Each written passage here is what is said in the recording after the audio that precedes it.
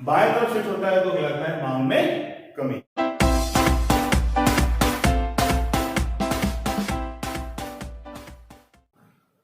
Hello, आपके अपने से इलेक्ट्रॉनिक्स गुरुजी में एक बार फिर से स्वागत है। मांग की अवधारणा जो हम चैप्टर पढ़ रहे हैं, इसी क्रम में आगे बढ़ते हैं। आज हम समझेंगे कि मांग वक्र में परिवर्तन अथवा मांग में शिफ्ट क्या होता है, मांग में परिवर्तन क्या होता है, उसके बारे में डिटेल में जानेंगे। लास्ट वीडियो में हमने समझा था कि मांग मात्रा में परिवर्तन तथा मांग में परिवर्तन क्या होता है और मांग मात्रा में परिवर्तन क्या है, कैसे उसको डायग्राम से इसको रिप्रेजेंट कर सकते हैं, उसका फुल डिस्क्रिप्शन अपन ने किया था, अच्छे से समझा था। और अभी तक आपने उस वीडियो को नहीं देखा है तो मैं उसका लिंक इस वीडियो के डिस्क्रिप्शन में मेंशन कर रहा हूं। साथ साथ इस वीडियो के जितने भी पार्ट है उनका लिंक और जो पहले के चैप्टर है उनकी प्लेलिस्ट का लिंक भी इस वीडियो के डिस्क्रिप्शन के साथ है, तो आप उनको पहले जरूर देखें, बेसिक क्लियर करें ताकि आपको कोई दिक्कत नहीं आए। तो आज हम समझ रहे हैं वो आप अच्छे से समझ पाए। क्लियर?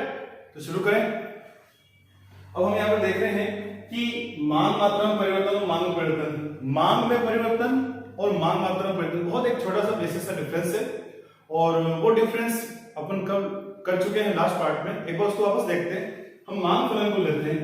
मांग फलन क्या है? dx is the function of px, यानी x वस्तु की कीमत, उसी की संबंधित वस्तु की कीमतें, उपभोक्ता की आय, स्वाद और भविष्य के प्रति कीमत की संभावना ई, ये सभी होते हैं एक व्यक्तिगत मांग के निर्धारक, जिसमें से यदि हम सिर्फ कीमत को लेकर मांग को परिवर्तन को देखते हैं तो वो कहलाता है मांग मात्रा में परिवर्तन। देखा था हमने कि मांग में वृद्धि और कमी होती है तो उसका प्रभाव देखते हैं कि उपभोक्ता एक ही मांग होकर ऊपर नीचे की ओर गमन करता है। ऊपर से नीचे की ओर जाता है कहलाता है मांग में विस्तार, नीचे से ऊपर की ओर जाता है कहलाता है मांग में संकुचन।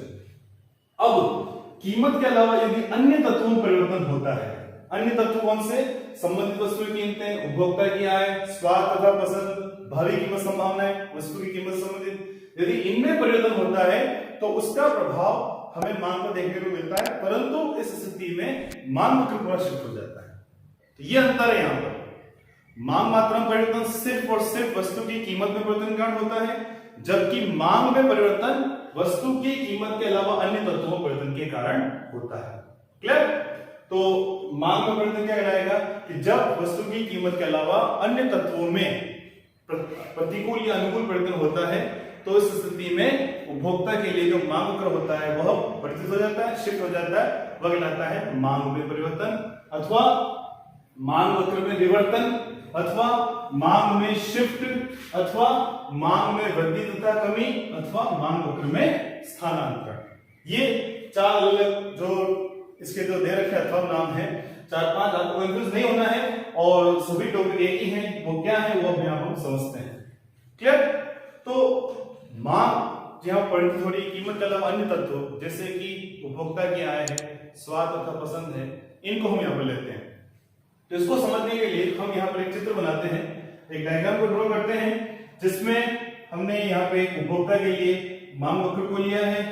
यहाँ x अक्ष पर हो जाएगी वस्तु की कीमत, हमेशा हम क्या लिखते हैं कीमत x अक्ष पर, और y अक्ष पर लेते हैं वस्तु की कीमत और x अक्ष पर हम यहाँ पर लेंगे मांग मात्रा। ठीक है, ध्यान रखिएगा, हमेशा हम कीमत को लेते हैं y अक्ष पर जबकि मांग मात्रा को लेते हैं x अक्ष पर। तो अब सपोज यदि OP कीमत पर उपभोक्ता बिंदु A पर है और इतनी मांग को करता है। क्लियर? अब कीमत स्थिर है, कीमत में कोई परिवर्तन नहीं होगा, उपभोक्ता की आय बढ़ जाती है तो क्या होगा? उपभोक्ता अब उसी कीमत पर अधिक वस्तु खरीद पाएगा। क्यों? क्योंकि उपभोक्ता की आय यहां पर बढ़ गई है। तो जब उपभोक्ता की आय में वृद्धि हो जाती है तो इस स्थिति में उपभोक्ता उसी निश्चित कीमत पर, स्थिर कीमत पर अब अधिक वस्तु खरीद पाता है और उपभोक्ता के लिए जो मांग वक्र होता है वह समानांतर आगे की तरफ शिफ्ट हो जाता है। ये D1, ये A से B बिंदु को उपभोक्ता आ गया है, आप देख रहे हैं वो पहले से अधिक मांग कर रहा है OQ1 पर, A से B की तरफ चला गया है।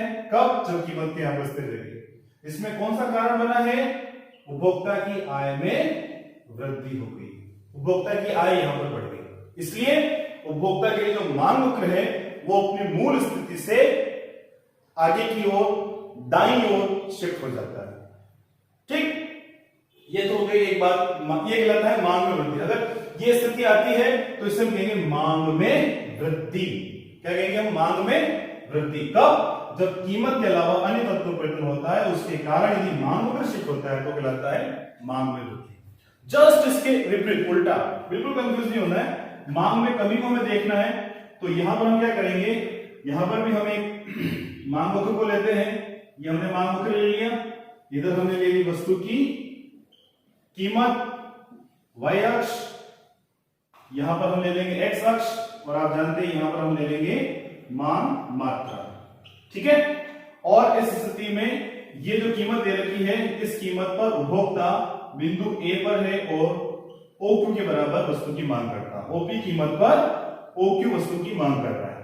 अब यदि उपभोक्ता के लिए आय में कमी हो जाती है, जिस वस्तु का उपभोग कर रहा है उस वस्तु से संबंधित जो उपभोक्ता है उसकी आय में यदि कमी हो जाती है, तो यहां पर हम देखेंगे कि उपभोक्ता उसी कीमत पर वस्तु की पहले से कम मांग करेगा और उसका जो मांग वक्र होगा, यहां पर हमें थोड़ा पैरेलल बनाना है, ये ध्यान रखिएगा, पैरेलल शिफ्ट होगा। यहां इसका जो मांग वक्र होगा वो पीछे की तरफ बाईं ओर शिफ्ट हो जाएगा। ये आप देख रहे हैं, बाईं ओर शिफ्ट हो गया।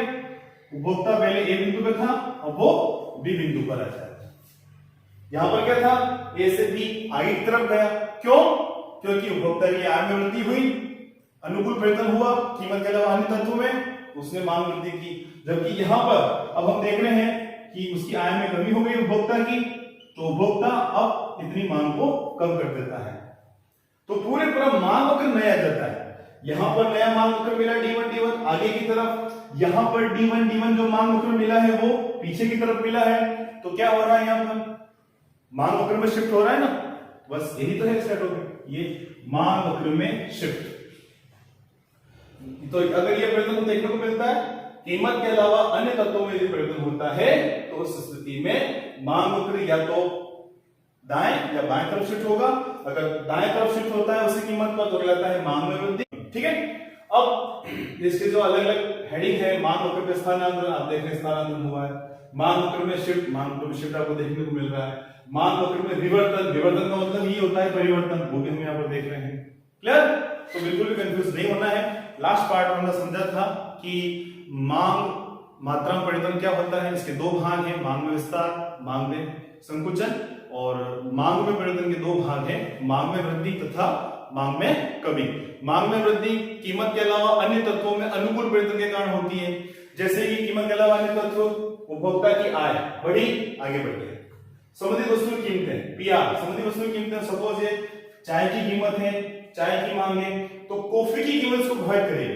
कैसे? जब कॉफी की कीमत बढ़ जाए तो उपभोक्ता चाय की उसी कीमत पर चाय का उपभोग बढ़ा देंगे। जो उपभोक्ता कॉफी का उपभोग कर रहे थे, अब वो किसका उपभोग करेंगे? चाय का। अब यदि अगर पूरक वस्तु है तो इस स्थिति में यहां पर हमने कार की कीमत, कार की मात्रा ली, और इस स्थिति में यदि पेट्रोल की कीमत घट जाती है तो क्या करेंगे? कार के उपभोक्ता कार की मांग को बढ़ाएंगे उसी कीमत पर। स्वाद तथा पसंद, ठीक है, आय हो गया, समुद्री वस्तु की कीमत हो गया, स्वाद तथा पसंद। T, टेस्ट, जब टेस्ट अवेलेबल हो जाए तो आप भी जानते हैं उसी कीमत पर अधिक मांग की जाती है। भावी कीमत संभावना, यदि भावी कीमत संभावना है, भविष्य में इस वस्तु की कीमत बढ़ने की संभावना है, तो क्या करेंगे? उपभोक्ता इसी कीमत पर अभी वो मांग को बढ़ा देंगे और मांग का आगे तक खिसक जाएगा। और जस्ट इसके विपरीत यहां पर काम करेंगे। कीमत के अलावा अन्य तत्वों में प्रतिकूल परिवर्तन हो रहा है, जैसे कि आय में कमी, पीछे की तरफ। संबंधित वस्तुओं को ले लें हम, सपोज यहाँ पर चाय की कीमत, चाय की मांग दे रखी है और कॉफी की कीमत कम हो जाती है, तो उपभोक्ता क्या करेंगे? उसी चाय की कीमत पर चाय का उपभोग छोड़ के कॉफी की तरफ चले जाएंगे और यहाँ पर चाय का जो उपभोग है वो कम हो जाएगा। ठीक है। फिर अगर पूरक वस्तु है तो उस कंडीशन में यहाँ पर पेट्रोल की, कार की कीमत और कार की मात्रा को हम लेते हैं। पेट्रोल की कीमत यदि बढ़ती है तो उपभोक्ता कार की मांग को कम करेंगे, चाहे उसी कीमत पर 10 लाख रुपए की कार है तो यहाँ पर बाजार में मांग कम हो जाएगी। भावी कीमत संभावनाएं, भविष्य में कीमत में कमी की संभावना क्या करते हैं? हम आज उसी कीमत पर उपभोग को कम कर देते हैं, भविष्य में जब वस्तु की कीमत कम होगी तो उसको खरीदेंगे, फायदा होगा। हर उपभोक्ता यही चाहता है, आप और हम यही चाहते हैं। और टेस्ट अगर अनफेवरेबल हो गए, प्रतिकूल परिवर्तन हो रहा है, टेस्ट सही नहीं है, लोगों का प्रेफरेंस किसी पर्टिकुलर ब्रांड के प्रति बिगड़ गया है, हट गया है, तो उस कंडीशन में भी निश्चित कीमत के स्थिर रहते हुए भी मांग में कमी हो जाए। ठीक है, तो कुल मिलाकर इस प्रकार से हमने देखा, शॉर्ट रिव्यू भी लेते हैं कि मांग मात्रा परिवर्तन तथा मांग में परिवर्तन दोनों टॉपिक क्लियर हो चुके हैं। ये वस्तु की कीमत के कारण होता है, जबकि ये वस्तु की कीमत के अलावा अन्य तत्वों में परिवर्तन के कारण होता है, मांग में परिवर्तन। और इसके अलग अलग नाम है, मांग में परिवर्तन, मांग वक्र में विवर्तन, मांग वक्र में शिफ्ट, मांग में वृद्धि अथवा कमी, मांग वक्र में स्थानांतरण। अब मांग में वृद्धि कब होती है? जब कीमत के अलावा अन्य तत्वों में अनुकूल परिवर्तन होता है। मांग में कमी कब होती है? जब कीमत के अलावा अन्य तत्वों में प्रतिकूल परिवर्तन होता है। ठीक है, आगे बात समझ में? नहीं समझ में आया है कोई बात नहीं, वीडियो को पूरा वापस देखिए, बिल्कुल क्लियर हो जाएगा। पिछले वीडियो को जरूर देखना, लिंक आपको डिस्क्रिप्शन मिल जाएगा। अगर वीडियो अच्छा लगा आपको लाइक जरूर करें, कमेंट बॉक्स में कमेंट करें, जो भी आपके डाउट हैं सबके आपको आंसर मिलेंगे। और चैनल के नए व्यूअर्स चैनल को सब्सक्राइब जरूर करें, ताकि आने वाले नए वीडियोस के नोटिफिकेशन आपको जल्दी से जल्दी मिल जाए। क्लियर? और ज्यादा इसको शेयर भी करें। मिलते हैं नेक्स्ट वीडियो में, खत्म करते हैं चैप्टर को, फिनिश करते हैं। Thank you, thanks for watching. नमस्ते गुरुजी।